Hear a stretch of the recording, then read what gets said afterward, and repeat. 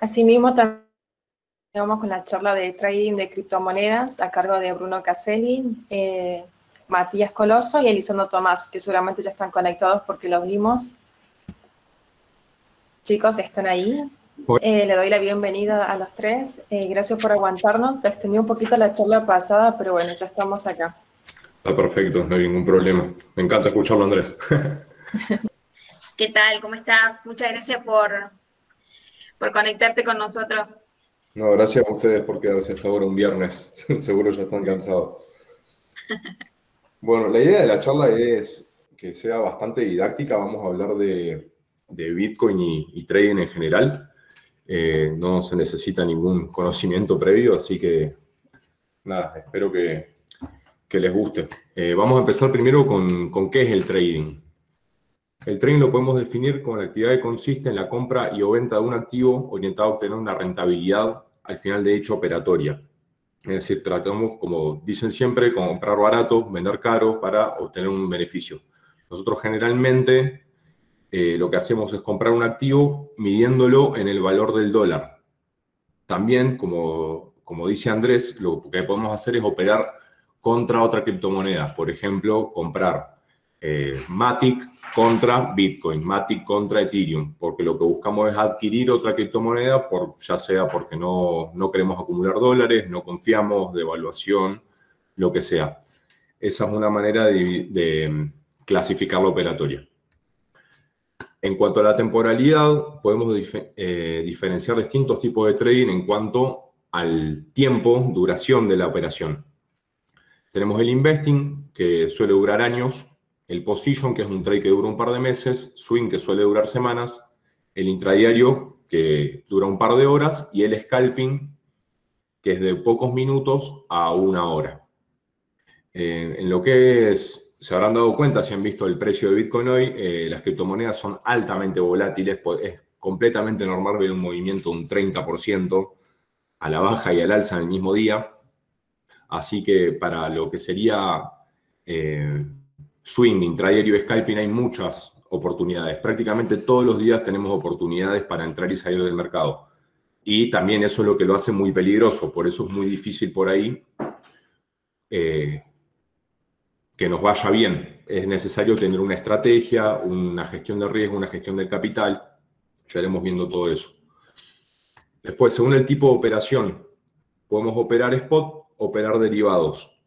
En spot, lo que nosotros hacemos es operaciones donde compramos o vendemos un activo. Es decir, lo adquirimos o lo vendemos. Cuando nosotros compramos Bitcoin, nosotros adquirimos una porción o una cantidad de satoshis o de Bitcoin y la vendemos contra dólares, contra Ethereum, contra lo que sea. Otra manera de operar son los derivados.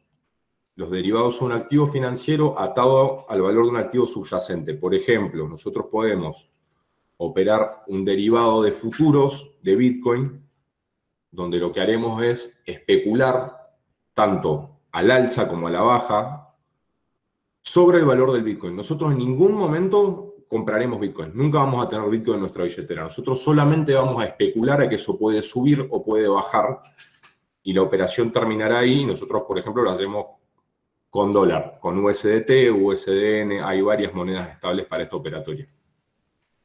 Dentro de los derivados tenemos esto que yo le digo que son los futuros o las opciones. Los futuros es un contrato donde un comprador y un vendedor pactan la compra y venta de un activo a un precio y tiempo determinado, comprometiéndolo para la misma un capital que asegurará la solvencia y el cumplimiento del mismo. Es decir, yo entro a una operación con una cierta cantidad de dólares especulando a que eso va a subir o que eso va a bajar. Depende si estoy haciendo lo que es un long, que es al alza, o lo que es un short, que es a la baja. Ahora van a haber muchas señales o que se habla mucho de short, de shortear. En el short lo que hacemos es operar especulando que el precio va a bajar y nos vamos a beneficiar de eso, muy básicamente. Comprometiendo una parte del capital, ¿qué quiere decir? Si yo entro a una operación con 100 dólares y llega un momento que estoy perdiendo más de 100 dólares, yo voy a ser insolvente, no voy a poder pagar. Entonces automáticamente se va a liquidar esa posición y yo voy a perder mi dinero. Luego está el contrato de opciones, que por ahí es un poco más complicado, que es un contrato donde dos partes acuerdan una fecha determinada, la opción de comprar o vender un activo por parte del tomador y la obligación de comprar o vender ese activo por parte del lanzador a cambio de la percepción de una prima. Eso ya, si quieren, al final de la charla, consultas lo que tengan, vamos a dejar un espacio para eso.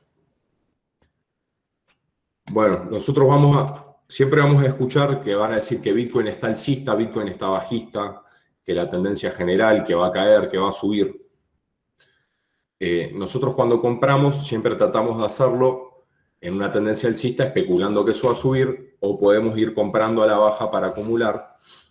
Pero primero hay que definir qué es una tendencia. Es la unión de dos o más puntos donde la direccionalidad será definida por la pendiente de los mismos. Ahí lo van a ver en el dibujo. ¿Cómo definimos una tendencia? Generalmente, obviamente no van a ser siempre tan claras como el dibujo, pero lo que podemos encontrar en una tendencia alcista es que hay mínimos cada vez más bajos, mínimos cada vez más altos y máximos cada vez más altos. Nosotros vamos a ver que el precio de un activo siempre se mueve en impulsos y retrocesos, impulsos y retrocesos. Si estos son cada vez más altos, será alcista. Si estos son cada vez más bajos, estaremos hablando de una tendencia bajista. Generalmente luego una tendencia alcista, que lo van a poder ver en Bitcoin, hay un momento en el que el precio sube y baja manteniéndose dentro de lo que nosotros llamamos un rango. Es cuando no hay una tendencia definida. Generalmente cuando nosotros entramos en un rango, eso puede haber una zona de distribución, es decir, que la gente que compró abajo está vendiendo o que se está acumulando para seguir subiendo, o puede anticipar un cambio de que es lo que estamos viendo. El año pasado llegó un piso de $4.500, llegó a 62.000, empezó a retroceder, vimos que entró en un rango que subía y bajaba, no se sabía qué iba a pasar y ahora está bajando el precio. Bueno, es muy importante, ya vamos a hablar más profundo de esto más adelante, pero saber qué estamos comprando.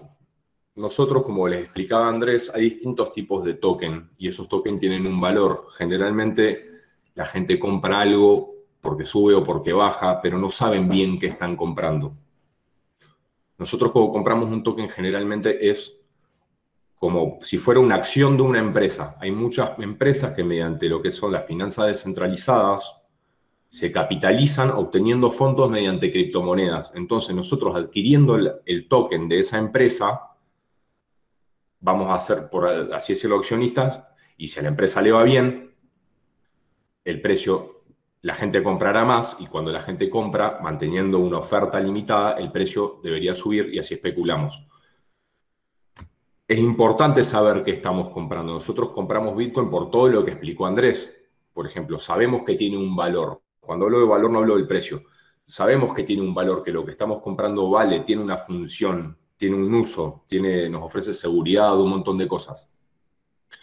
Y bueno, acá como les explico, muchas veces nos dejamos llevar por el FOMO. Es muy común que en este ecosistema escuchen lo que es el FOMO o el FUD.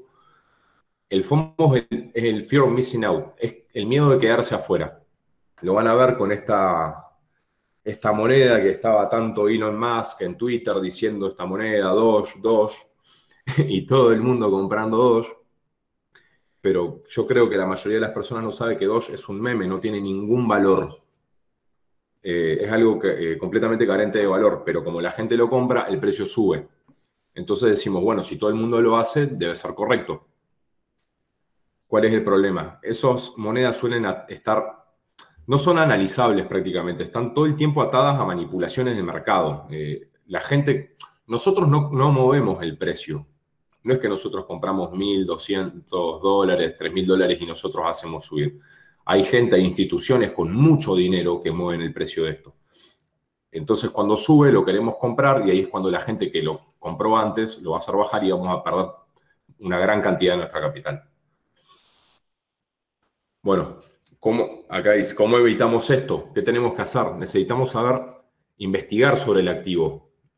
Hay varias páginas que nos brindan información acerca de los activos, varias páginas fiables que nos van a decir qué es el activo, si tiene una función, si se está aplicando. Nosotros cuando compramos Ether o compramos Bitcoin, por ejemplo, Ether sabemos que está la blockchain de Ethereum, sabemos que la blockchain de Ethereum se utiliza para smart contracts, sabemos que hay un montón de empresas que dependen de los smart contracts de Ethereum, tanto para trading, para hacer staking, para financiarse, para un montón de cosas. Sabemos que tiene un uso. Otra cosa hay que tener en cuenta, ¿por qué la gente ama Bitcoin? Porque sabemos que Bitcoin hay 21 millones y no hay más. Entonces sabemos que tenemos una emisión limitada, sabemos que es algo deflacionario. No, a diferencia, por ejemplo, de nuestra moneda o lo que pasó con el dólar el año pasado, que la emisión, tanta emisión, se aumenta la oferta, no hay una demanda acorde y el precio baja. Entonces, hay muchos, por ejemplo, eso es Bitcoin, que tiene una emisión limitada. Ahora, por ejemplo, Ether no tiene una emisión limitada. Entonces tenemos que averiguar, si no hay una emisión limitada, si no sabemos cuántos va a haber en el futuro, porque se van emitiendo porque necesitan más, como Ether, como Cake, como muchas otras cripto, tenemos que saber si cada tanto hay lo que se llama una quema de tokens. ¿Qué es una quema de tokens? Cuando agarran una cantidad de criptomoneda y la eliminan. Entonces eliminan oferta del mercado, el capital que hay se divide en menos monedas y eso aumenta el precio de la moneda. Ahora, nosotros tenemos que saber cada cuánto se hace eso, en qué cantidad, cómo se produce, si es seguro. Porque nosotros podemos tener algo, un token, por ejemplo, que vale $10 hoy y mañana emiten una cantidad igual, es decir, que se duplica la oferta, eso entra al mercado y ¿qué va a pasar? El capital se va a dividir en la mitad y el precio va a bajar en la mitad. Entonces nosotros tenemos que saber bien qué estamos comprando. Además de muchas otras variables que ya va a explicar Mati, que cosas para tener en cuenta. Bueno, ¿dónde ver el gráfico? Nosotros la plataforma que utilizamos, que la mayoría utiliza, es TradingView. Es una plataforma que cuenta con un montón de herramientas que nos van a ayudar a analizar el activo. Acá nosotros vamos a tener osciladores, líneas de tendencia, un montón de cosas que ya al final de la charla les vamos a mostrar para que aquellos que nunca vieron puedan ver un gráfico. Eso básicamente sería la introducción. Ahora lo voy a dejar a Mati, que les va a hablar un poco de macroeconomía. Le dejo la pantalla a Mati. Al final de la charla vamos a dejar un espacio para preguntas, así que no se preocupen.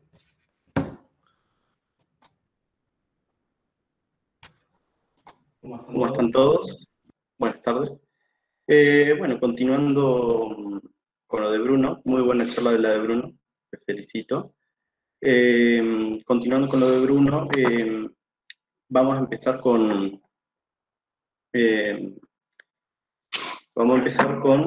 desmintiendo el mito de YouTube, porque uno cuando empieza a buscar en YouTube siempre encuentra estrategia 100% rentable, infalible, estrategia ganadora, estrategia que te hará millonario de la noche a la mañana. Y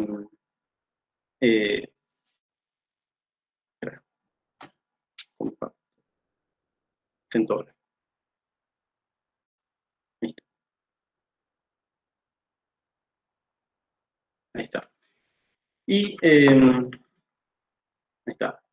Y volviendo a un comentario que hizo Andrés hoy a la tarde, todos, por ejemplo, pensando en Bitcoin, tienden a ignorar realmente los aspectos más importantes dentro de este mercado. Y piensan que un Bitcoin, lo único que le da valor es el Bitcoin. Y cuando nos ponemos a pensar, un Bitcoin vale un Bitcoin, pero siempre lo vemos en pares, siempre lo comparamos contra otro activo, sea una divisa, sea un token que está respaldado por una acción, como vinieron los tokens de acciones, por ejemplo, de Tesla, que han salido. Siempre uno tiende a comparar un activo contra otro y ahí obtiene una evaluación. Siempre son relativos. Entonces, en este caso, siempre tendemos a evaluar el Bitcoin con otros activos, el dólar principalmente. Entonces, ¿cómo vamos a poder comerciar un activo sin tener en cuenta aquellas variables que afectan al par del Bitcoin, o sea, el dólar? Entonces acá vemos los factores macroeconómicos que están involucrados en este caso en las finanzas del Bitcoin o de las criptomonedas. Tenemos la tasa de interés, la inflación, los rescates económicos que se han dado en todo este 2020 y principalmente es toda una burbuja hoy en día. Entonces, ¿en qué nos influye la inflación dentro de las finanzas? Principalmente la inflación nos influye en los bonos, precisamente en sus tasas y las consecuencias de las tasas negativas. Cuando andamos dentro de la teoría, en todo el siglo XX, podemos destacar una persona, a Harry Markowitz, cuyas investigaciones lograron encontrar una relación entre el riesgo que uno percibe y el retorno esperado de esa inversión. Entonces, podemos ver que los bonos que son generalmente el riesgo libre son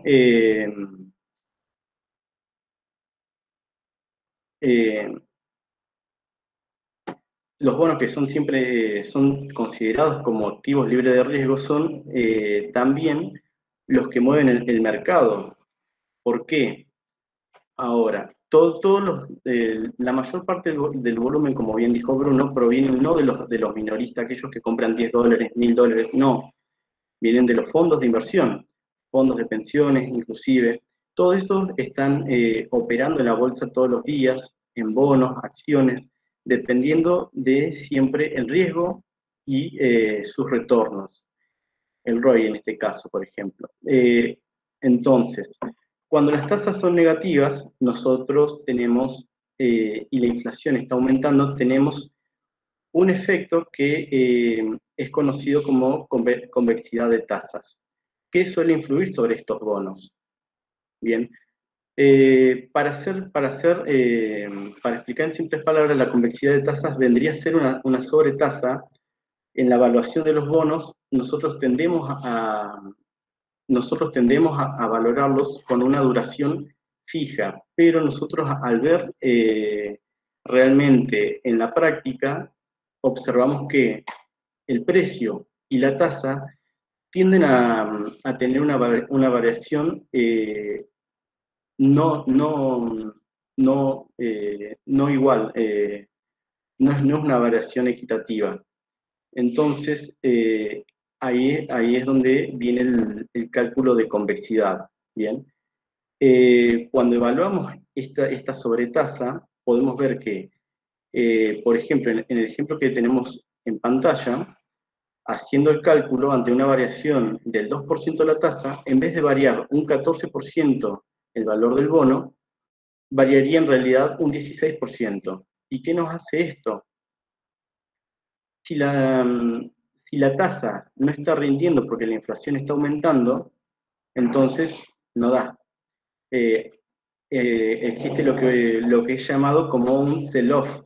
El sell-off es una venta masiva de dichos bonos, y cuando la Fed no logra recomprar todos esos bonos, ocurre una subida de las tasas, como vemos en pantalla acá.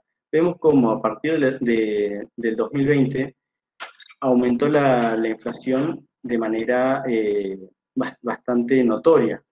Y junto con ello también lo hicieron las tasas de los bonos a 30 años de Estados Unidos. Entonces, ¿de qué nos sirve todo esto? Bueno,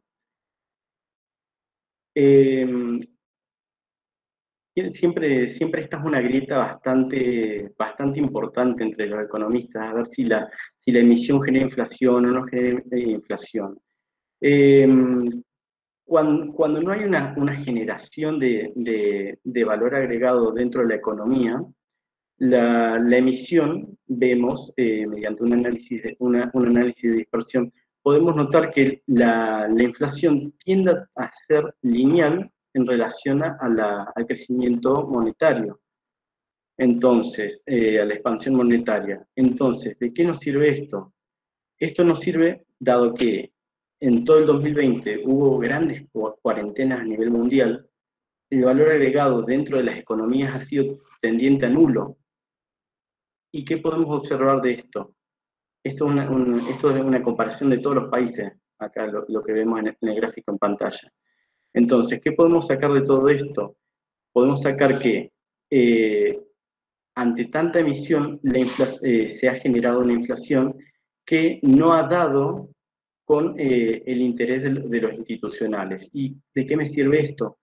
Esto me sirve de que la mayoría de los fondos de pensiones, ante una tasa negativa, ellos tienen que todos los meses pagarle las jubilaciones a los pensionados. Entonces, si la tasa no da, ocurre un sell-off, venden los bonos. Y ante esa venta de bonos se nos genera, se nos genera un aumento de la tasa, ya que todo el tesoro se divide en menos partes. ¿Bien? ¿Y de qué nos sirve esto? Cuando una empieza a subir la tasa y es buena, encima libre de riesgo, entonces, ¿qué pasa? Vuelven todos los fondos de riesgo para lograr equiparar flujos de caja y empiezan a comprar bonos, ya que empieza a dar la tasa. Y si nosotros comparamos de nuevo con Markowitz, si vos tenés activos, por ejemplo, en Bitcoin, y sabés que podés esperar, como dijo Bruno, una volatilidad del 30% en un día, y tenés una tasa que te rinde el 5% anual, tenés el pago asegurado. Entonces podés reducir dramáticamente tus posiciones en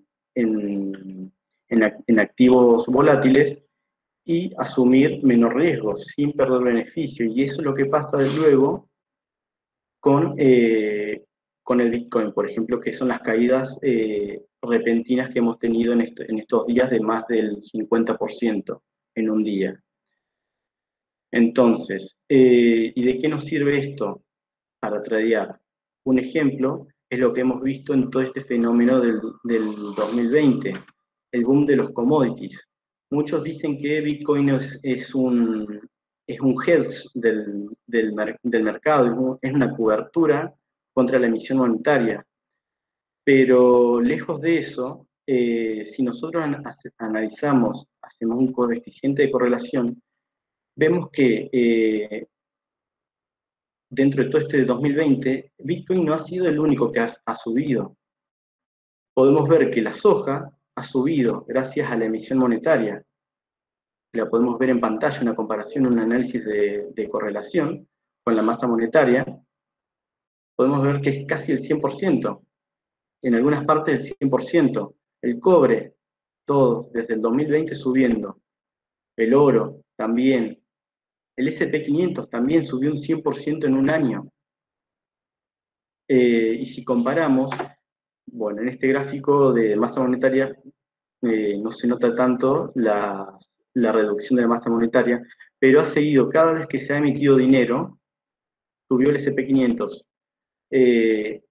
Y ya vamos a ver, ya vamos a ver más tarde algo más dramático. Y cada vez que se ha emitido dinero, subió el S&P 500, y cada vez que se dejó de emitir, bajó el S&P 500. Eso significa que estamos en una economía estancada, dependiente de la emisión de dinero constantemente, la generación de inflación, básicamente. Y podemos ver Bitcoin también, 100% correlacionado con la emisión monetaria. Todo el criptomercado, emisión monetaria.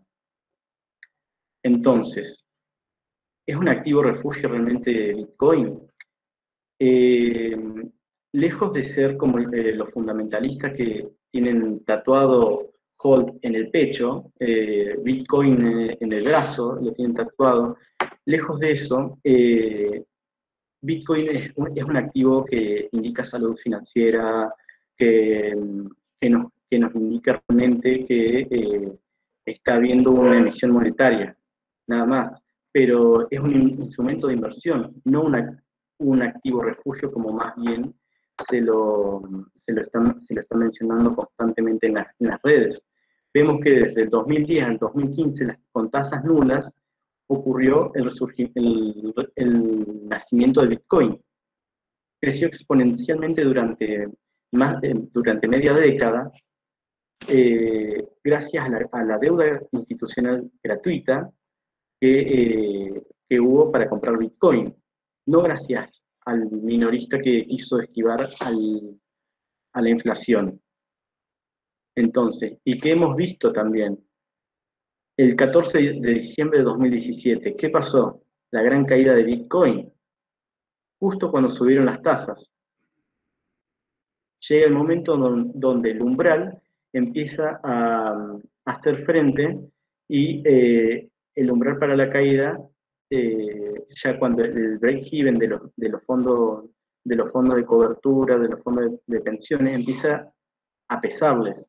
Entonces, ¿qué es lo que hacen? Venden todas sus posiciones de alto riesgo. ¿Y cuál es el mayor riesgo?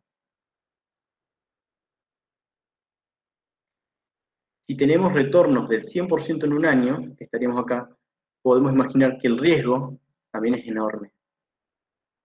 Entonces, ante una subida de las tasas, comienza el riesgo para todo institucional. ¿Y qué hacen? Se desprenden de Bitcoin.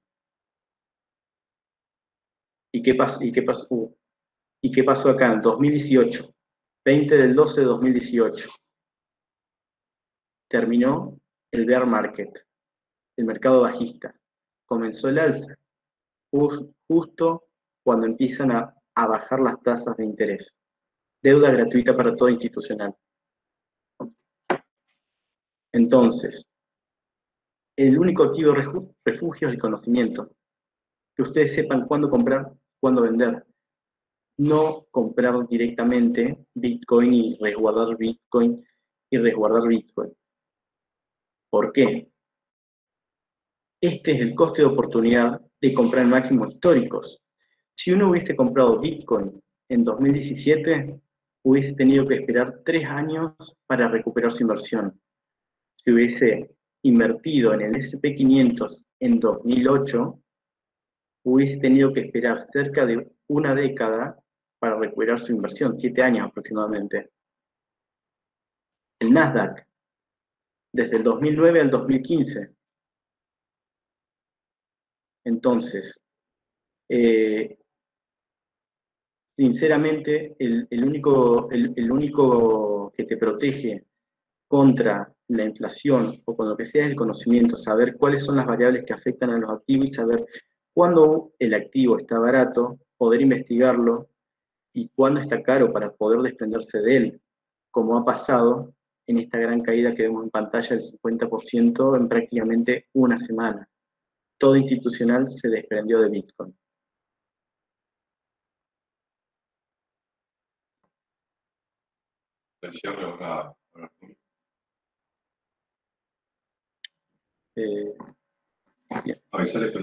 Ahora, sí, Tommy.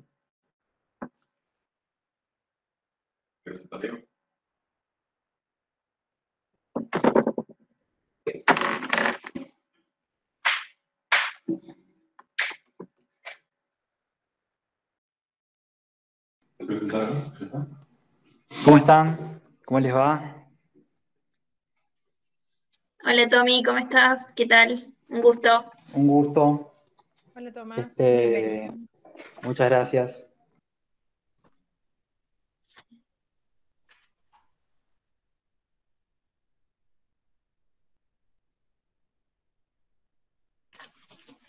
¿Cómo están? Ya estamos acá solucionando el tema de la pantalla. Bueno, yo vengo a descontracturar un poco la conversación después de esa masterclass de economía que nos dio Mati, que es un genio y sabe un montón acerca de los mercados y tiene una perspectiva muy única también acerca de las criptos, que por ahí es difícil encontrar en otros ámbitos. Porque uno cuando busca información de criptomonedas, generalmente lo primero que encuentra es por YouTube, uno lo primero que encuentra es muchas veces esta idea de media simplista de que simplemente hay que comprar una criptomoneda y holdearla una determinada cantidad de años y tarde o temprano vas a obtener una rentabilidad. Y como bien nos mostraba Mati recién, acá tenemos el coste de oportunidad, es decir, el riesgo, para ponerlo en palabras más simples, de comprar efectivamente un activo tan volátil en máximos históricos. Cuando compramos un activo tan volátil en máximos históricos, básicamente nos exponemos al riesgo de tener que holdear o aguantar el activo que compramos durante varios años para recuperar la inversión. Entonces, bueno, en contra un poco de todo lo que podemos encontrar en Internet si buscamos información sobre cripto, que básicamente, como bien decía Mati, es por ahí muchos gurús que te dicen que vos podés hacerte rico en un par de semanas haciendo trading. En contra un poco de esa información, lo que venimos a contar es lo contrario. Acá por eso, con un poco de humor, pongo las 1000 maneras de fundir, que son básicamente, las que puse acá son 4, hay muchas más, pero vamos a empezar por las que me parecen más representativas de lo que está pasando hoy con el mercado de las cripto. Y tenemos acá, por ejemplo, en esta diapositiva podemos ver dos memes. Son dos memes muy importantes para el criptomercado. Quizás los escucharon mencionar. Bruno también los mencionó hace un rato. Esta es también el resultado, como decía Mati, de que las instituciones puedan endeudarse a tasas negativas, digamos que puedan endeudarse gratuitamente. Es que hay un excedente de dinero y el dinero fluye hacia estos activos que vos decís, bueno, Bitcoin tiene una historia, tiene una mística, tiene una construcción atrás. Tiene también la seguridad y la idea de la descentralización de la economía. Después el resto del criptomercado se basa también sobre esa premisa. Pero vos decís, ¿cuál es el lugar en el que deja de ser una cuestión de innovación, deja de ser una cuestión de crear algo nuevo, de buscar una alternativa nueva para la economía? ¿Y en qué momento ya nos vamos al meme? Porque esto que estamos viendo acá en pantalla son dos criptoactivos o dos tokens que básicamente tienen millones de dólares encima. Vos decís, ¿cómo es que puede terminar un meme con millones de dólares de capitalización de mercado? En el primer caso tenemos a Doge, que es básicamente una moneda meme que salió hace un tiempo, que tuvo un crecimiento exponencial, pasó de 0,0025 a 0,35, o sea, incluso llegó casi $1, llegó hasta 0,70 creo, casi $1, hasta el punto en el que estamos ahora, más o menos hay un 14.000% de crecimiento en 7 meses. Recién Mati decía que si una inversión es del 100%, es un riesgo muy alto el que estamos encarando, entonces imagínense el riesgo que puede tener una inversión del 14.000, digamos, del 14.000%. Entonces, bueno, después nos enteramos que Elon Musk es una persona muy, muy importante para todo lo que es innovación. Comenta que está trabajando hace tiempo con el equipo de Doge para mejorar la eficiencia de las transacciones y que tenía un potencial prometedor. Entonces ahí como que cierra un poco más la historia de Doge, ¿no? Si entendemos porque si es solo una comunidad de personas que empiezan a compartir un meme y meten millones de dólares en un meme, es como que hay algo que no me cierra, pero si veo esta imagen, es como que puedo entender más de dónde sale el capital para que un meme valga millones de dólares. Del otro lado tenemos a Shiba Inu, que es la raza del perro, que es el meme, que vale millones de dólares. Entonces hicieron un intento de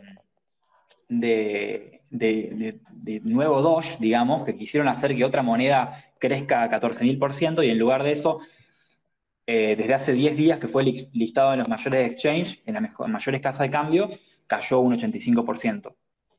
Y bueno, ahí tenés los riesgos de comprar en máximo histórico, como decía Mati, y encima un meme en máximo histórico. Y no es que hay poco dinero en juego, hay mucha gente que invierte mucho dinero en estos activos. Y no me parece mal, en principio son oportunidades que en el caso de Doge, si te salió bien y compraste a tiempo, le sacaste una rentabilidad increíble. En el caso de Shiba Inu, me imagino que no, pero de todas maneras, bueno, por eso pongo la manera número 1 de fundir, en mi opinión, es comprar Shiba Inu. La manera número 2 es utilizar brokers desconocidos y o de dudosa procedencia.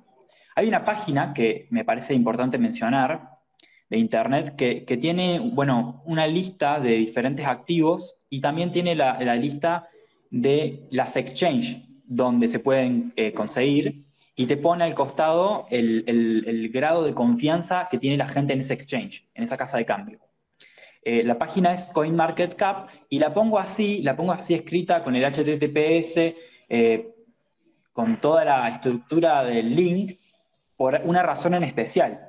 Y es que estas páginas que están relacionadas con el mundo cripto, y eso es un aviso que me gustaría hacer, a veces son páginas falsas que crean a partir de la página real y que muchas personas creen que es la misma e introducen sus datos y termina, bueno, perdiendo su dinero es un riesgo más, digamos, del mercado y por eso lo pongo así, para que las personas, digamos, puedan chequear siempre el link de la página antes de ingresar a cualquier sitio de internet. También hay que tener cuidado con el rug pull. ¿Qué es el rug pull? El rug pull es cuando una de estas casas de cambio desconocidas, que yo menciono acá, que muchas veces tienen sede en Singapur o donde sea, un país, digamos, bastante desconocido por ahí para Latinoamérica. Entonces, de repente, esas casas de cambio, la gente mete su dinero ahí y tiene la mala suerte de que una de esas casas de cambio era una estafa y desaparece su dinero. Y pasó un montón. Hace poco pasó con una casa de cambio que se llama PooCoin, que la moneda, el token de esa casa de cambio se llama PooCoin, y también hubo un rug pull, desapareció la casa de cambio, desaparecieron los fondos, billones de dólares, 2 billones de dólares creo. Entonces, nada, la verdad que es un aviso que está bueno hacer sobre los riesgos del mercado, no solo a nivel de comprar y vender, sino también a nivel de dónde lo hacemos. PooCoin, no KuCoin. P-O-O. Yo no puedo creer que haya gente que, digamos, que invierta en esos activos, pero de hecho la hay. Entonces, bueno, acá yo les pongo una imagen, les comparto una imagen de una casa de cambio, de un exchange descentralizada, digamos, un protocolo que funciona sobre un protocolo DeFi, en el cual se puede, digamos, generar ingresos pasivos con criptomonedas. La pongo acá no porque sea una casa de cambio que yo recomiende ni que me interesa compartir, sino para que veamos cómo funciona el tema de que le estoy contando del phishing, que es la estrategia por la cual muchas veces la gente pierde sus fondos por ingresar a casas de cambio, a exchange, que no son las correctas o que son falsas y están hechas para engañar a la vista del usuario. Acá podemos ver que esta casa de cambio, que es la original, tiene escrito Polycat con Y. Y es una casa, como les contaba, donde se utiliza, se farmea, digamos, se producen ingresos pasivos con criptomonedas. Sí, como preguntaban ahí, cuando vos tocas el link de la página, te sale HTTPS, que es un protocolo de seguridad con el cual se maneja, digamos, la Internet hoy en día. Entonces hay que siempre tener un ojo ahí en que sea un protocolo seguro, digamos, y que además esté bien escrito el link. Voy a mostrarles ahora la perfección, digamos, a nivel frontend que tienen estos tipos, porque es increíble, digamos, cómo han cazado de la esencia de la página, ¿no? Podemos ver acá Polycat con I latina. Si ven ahí el link, Polycat tiene una I latina, no una Y. Y después toda esta sarta de cosas que me imagino que será alguna no sé, no voy a decir nada porque no tengo pruebas para decirlo, pero yo sé cuál es la que está listada en CoinMarketCap, y sé que es Polycat Finances, con Y, no con Y latina. Entonces vemos acá la fork, digámosle, para no decir copia, y la original. Entonces vemos las similitudes y cómo muchas veces las personas tocan ahí en Connect, ahí donde dice Connect, y enlazan su wallet, su billetera, donde tienen sus claves privadas, con este tipo de estafas, digamos. El número 3, la forma de fundir número 3. Vamos con la número 3, es tradear con apalancamiento. El apalancamiento es cuando las personas piden prestado dinero de una casa de cambio para tradear con más dinero del que en realidad poseen. O sea, es como si pedís un crédito al banco para hacer trading. Solamente que no lo haces en ninguna institución externa, lo haces en la misma casa de cambio, y el colateral es tu propio dinero que ingresás en el trade. Entonces, lo que hace esta práctica es ampliar la potencial ganancia y también la potencial pérdida de la operación que estás haciendo. Si vos estás apalancado por 10, o sea, tradeás con 10 veces el capital que vos tenés, cuando el precio se mueva un 1%, para vos se movió un 10%. Y estamos hablando de activos en los que el precio se mueve un 10% tranquilamente en un día. Entonces, estamos hablando de un 100% y por lo tanto puede ser un 100% de ganancia o un 100% de la operación que vos ingresaste de pérdida y totalmente perder el capital que ingresaste en esa operación. Entonces, bueno, por eso siempre se recomienda no usar apalancamiento cuando se empieza en el tema del trading, y de usarse, digamos, que sea el menor posible para reducir los riesgos. La número 4, no invertir en educación. Y esta ya es la última, es, digamos, lo que me parece más importante, porque, bueno, Mati y Bruno comentaron un montón de términos que seguramente a mucha gente le resultan familiares y a algunos otros que no. Entonces, para entender todos esos términos que son importantes para hacer trading, algo hay que invertir, porque si estamos acá con el interés, digamos, de hacer inversiones, algo hay que invertir. Tiempo, dinero o ambas, algo vamos a tener que invertir, y lo mejor es invertirlo en educación para tener el respaldo personal de saber que estamos haciendo lo correcto, o por lo menos que estamos tomando una decisión racional y no basada en emociones, como las personas que comentaba Bruno, que entran en FOMO, en Fear of Missing Out, entran en el miedo de quedarse afuera de la revolución del siglo, pero entran tarde, porque entraron ya en el máximo histórico. Entonces, bueno, era un poco por ahí para descontracturar un poco la charla y también hacer estas advertencias que a veces se aprenden en una charla, en una conferencia como esta, o a veces se aprenden perdiendo plata, y eso es lo más doloroso. Así que, bueno, les agradezco por este espacio y por darme la posibilidad de comentarlo. Si quieren que vayamos con las preguntas, si tienen alguna pregunta en particular, pueden prender el micro y hacerla, no hay ningún drama.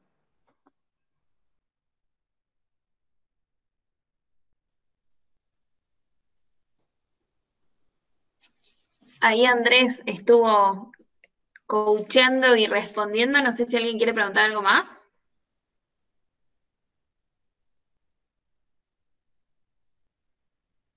Acá Jorge Tomás pregunta, ¿en qué temporalidad consideran que un inversionista debe enfocarse?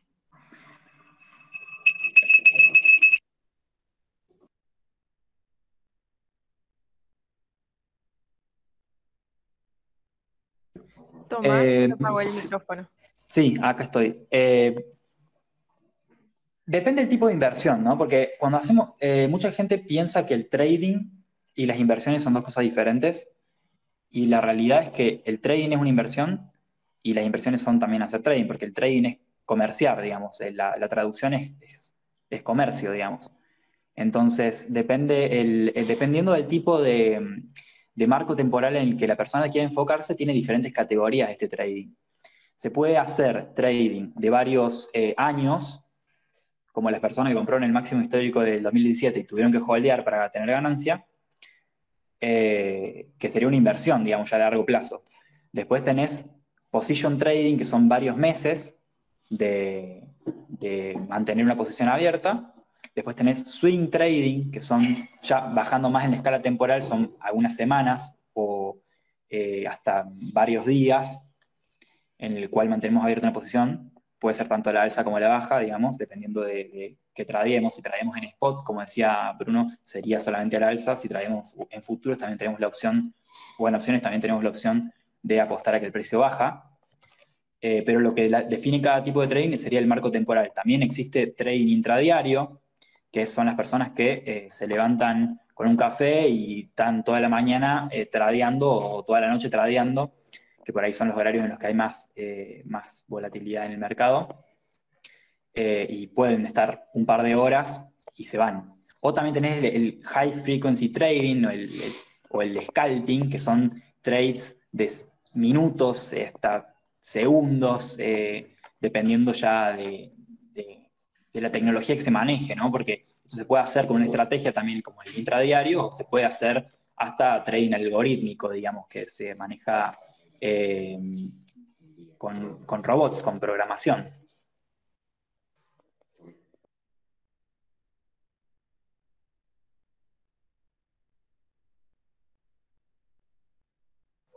Algo muy importante que hay que considerar también es que uno pregunta, ¿qué temporalidad consideran que un inversionista debe enfocarse? Yo diría, depende. ¿De qué depende esto? Depende de tu nivel de conocimiento. ¿Por qué? Porque los niveles más de corto plazo son los más manipulados y mucho más, estadísticamente se lo conocería como ruido, pero en el trading lo estaríamos conociendo como manipulación de mercado, donde imagínate que vos hayas vendido tu casa o la hayas hipotecado para meterla en Bitcoin. Imagínate si se te pierde el 50% en un día, o el 15, el 20%. Bien, tiene un efecto emocional sobre vos y te van a hacer vender barato y comprar caro, a propósito, porque ellos tienen mayor volumen y te lo pueden manipular el precio. Entonces, lejos de ser esa profecía autocumplida de mercados eficientes, de que sean mercados justos donde cualquiera puede invertir, acá es donde más bien yo lo llamaría un mercado darwiniano, donde el que más conoce, el que más sabe hacer las cosas, el que tiene la mejor información es realmente el que gana dinero. Esto es más bien una competencia. Los mercados de derivados fueron creados justamente para que los productores reduzcan riesgos, no para la especulación. Entonces, si vos especulás, realmente estás en un mercado de suma cero. El productor, o sea, el que tiene una minera de Bitcoin, del ETC, de Dogecoin, del que sea, ellos utilizan los mercados para reducir su riesgo. Que hemos visto, si esperas una rentabilidad del 100% en dólar, teniendo en cuenta que la tasa libre de riesgo es del 8% anual, entonces vas a utilizar los mercados para mitigar esos riesgos. Pero aquel que utiliza dichos mercados para especular, realmente suma cero, y acá es donde la mayoría no sabe lo que hace y termina perdiendo su dinero. Hemos visto casos cercanos donde la gente vende departamentos, sus negocios enteros, y lo ponen all in en Bitcoin. ¿Qué pregunta me hicieron? ¿Es posible operar con los que tienen alto volumen? Son Primero y principal, decime una cosa, vamos a hablar de los bots. Decime una cosa, ¿vos agarrarías una soldadora eléctrica sin saber siquiera cómo manejarla? ¿Te animás a hacer las vigas de tu casa si vos no sabés soldar? ¿O tenés miedo de que se te caiga el techo arriba? Entonces, los bots son confiables si vos los haces y si vos sabés analizar. No existe la plata fácil, no existe el dinero que viene de la noche a la mañana. Repito, es una carrera para ver quién tiene la mejor información, el mejor conocimiento y los mejores datos. No se trata de la estrategia confiable de YouTube, se trata sino de todo el análisis cuantitativo, análisis estadístico que vos puedas hacer sobre las variables fundamentales que afectan intrínsecamente y extrínsecamente al precio. Bien, entonces, a la otra pregunta, ¿es posible operar con los... Recomiendo entrar al futuro en estos momentos. Repito, si vos no sabés operar, vas a tener una carnicería en pantalla. Yo podría en este momento mostrarte una imagen de un conocido. En un día perdió 10 lucas verdes. Porque no sabía operar. Entonces, ¿podés operar? Sí, podés operar. ¿Lo recomiendo? Si vos no sabés, yo no lo recomiendo. El tema de futuros es que te pica la mano por subirle el apalancamiento, porque decís, mirá qué bueno es, mirá lo que hice, qué increíble. Si hubiera tenido un 10x, mirá lo que hacía. Mirá la plata que hacía si tenía un 10x. Si tenía un 100x, mirá la cantidad de plata que hacía. Te pica el dedo por subirle el apalancamiento. Y si no estás preparado psicológicamente para decir, me apego a la estrategia que hice y no me arriesgo más, es ahí cuando esa gente, digamos, termina con serios problemas en su vida económica real. Repetimos con Mati, o sea, hay casos sobran, casos sobran. El tema es tener la disciplina para estudiar, para aprender de cómo funciona el mundo de las finanzas, porque como dice Mati, es una guerra de información. Es la época de la información en la que nos manejamos. Y de hecho, esa pregunta de los futuros. Bueno, si está el mercado bajando, en spot no se puede tampoco operar. Se puede, al sumo, usar futuros sin apalancamiento, o sea, no es una recomendación, es solamente algo que se puede hacer. Se puede buscar el movimiento a la baja. Con spot no se puede hacer eso. Con un trade spot no se puede, pero con un trade futuro se puede buscar que el precio baje y mantener una posición abierta a la baja. Y se puede operar sin apalancamiento también. Con respecto a la pregunta, ¿es posible operar con los que tienen alto volumen? A modo de chiste, todos queremos operar con ellos. Que nos digan dónde entrar.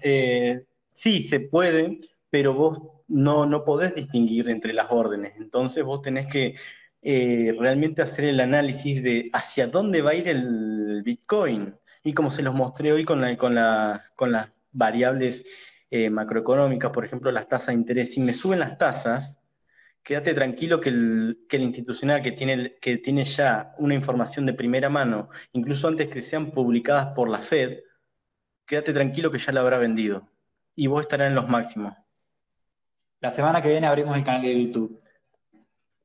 Vamos a estar subiendo ahí el análisis macroeconómico de Mati y armando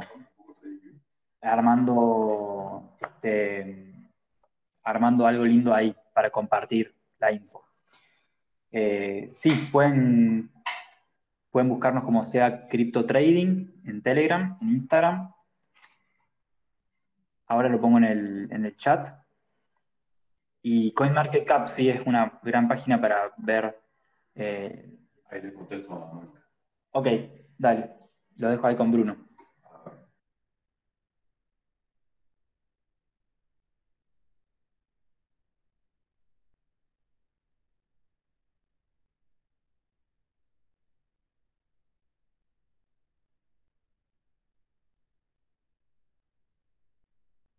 Estamos con problemas técnicos.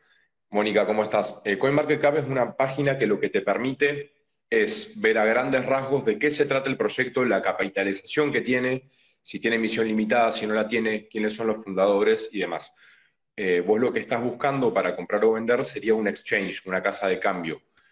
Por ejemplo, esa puede ser Binance. Ahí, Binance es un exchange, es un broker en realidad que lo que hace es facilitar la compra y venta entre particulares. Vos vas a comprar algo porque alguien te lo vende mediante Binance. Ahí es donde vos podés comprar o vender. CoinMarketCap es una página para información, básicamente. Así sería. A ver qué otra pregunta hay por acá. El canal de YouTube ya lo respondió. ¿Es posible operar? No, sí, ya. En la página que recomendaste con la lista de criptomonedas, Eso. no todas tienen el botón de comprar. Eso yo lo recuerdo. Claro, sí, lo de CoinMarketCap. Sí, CoinMarketCap es una página más que nada para buscar la información, para buscar los links oficiales, como les decía, para que no te las pasen por un chat, sino buscarla en esta lista donde están los links reales de las páginas y tener cuidado con el phishing. Y para comprar generalmente no se usa esa. Tiene la opción para comprar, pero generalmente no se usa CoinMarketCap. No sé si alguien tiene alguna otra consulta.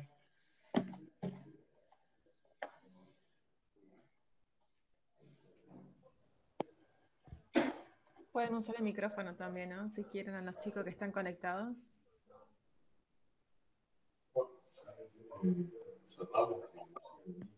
Sí, si nadie tiene más consultas, vamos cerrando y... ¿Podés como les pasar decía- el canal de Telegram? Disculpa la interrupción. Y Sí, si das ahora alerta escribo. ahí, Ahora le mando el grupo de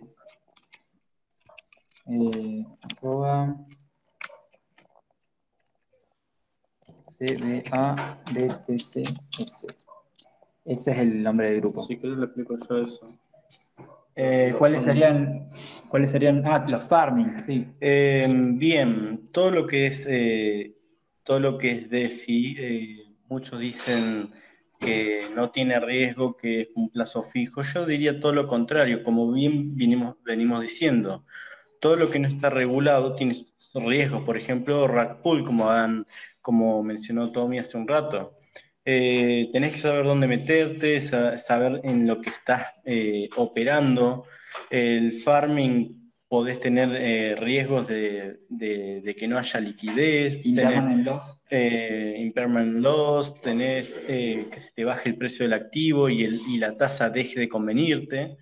Tenés muchos riesgos, por eso se ven tasas bastante jugosas, por así decirlo, pero como bien lo mencioné antes, toda la microeconomía de Harry Markowitz, que lo mencionó en Portfolio Selection, dejó muy claro que los riesgos son proporcionales a los beneficios.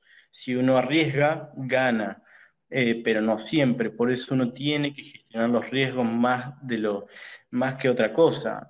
Nosotros no somos inversores, somos gestores de riesgo, gestores de cartera. Bien, entonces, y sin ir más lejos, riesgos, muchos dicen hay que meterse en el swap. ¿Pero qué es un swap? Un swap lo que aprovecha es la diferencia entre los intercambios, que queda un remanente entre las comisiones de un broker y el otro. Generalmente suele quedar un remanente y el algoritmo lo que busca es entre distintos brokers generar un remanente tan jugoso que sea así de atractivo. Los swaps son viejos, no son nuevos. Ya se ven en divisas, se ven en acciones, swaps sobre bonos. Ya existen hace mucho rato los swaps. Entonces, lo único que se hace es aprovechar esa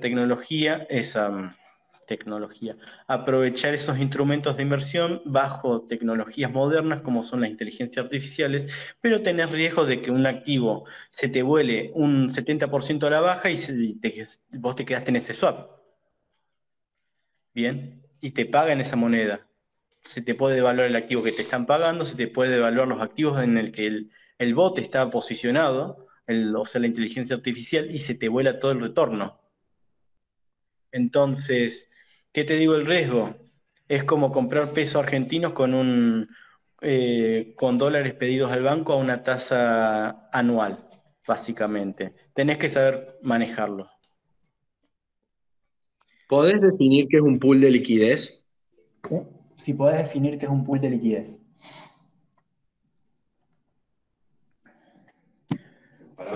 En palabras básicas, un pool de liquidez es lo que hacemos todos los fines de semana cuando nos juntamos con amigos y queremos pagar la pizza. Una partecita yo, una partecita vos, y nos llevamos una parte cada uno.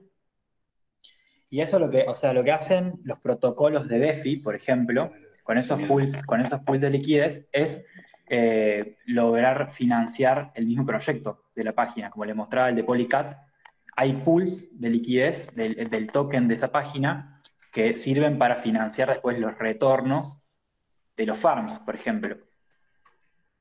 Que son dos cosas diferentes, ¿eh? Una cosa es hacer un pool, que es donde metes una moneda, y otra cosa es un farm, donde vos metes un par de monedas y sale, por eso farm, porque brota otra cosa nueva.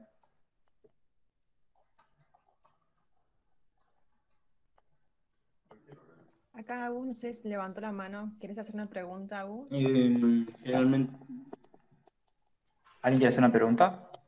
¿Cuál es el mejor horario para traer cualquier? ¿Cuál es el mejor horario para hacer trading? Sí, yo recomiendo el horario. No, yo recomiendo el horario coreano. de las 9 a las 4 de la mañana. Aprox. Sí, más o menos, donde hay más volatilidad, o sea, de vuelta, bueno para tradear si sabes tradear y si sabes manejarte en un mercado volátil. Hay más volatilidad, si te gusta ese trading más volátil, hay más volatilidad de 9 de la noche a 4 de la mañana, que es el horario coreano. Aprendí un montón. Bueno, gracias, Mónica.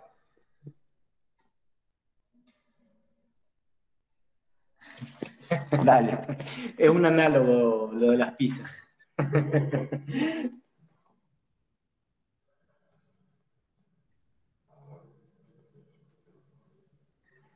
Bueno, si alguien tiene alguna otra pregunta, si no, vamos cerrando. ¿Les parece, chicos? Dale, perfecto, sí, sí. Muchísimas gracias. Muchas gracias. No, gracias a ustedes por participar y bueno, nos estamos viendo la próxima seguramente. Dale. Muchísimas gracias por sumarse. Dale. Por la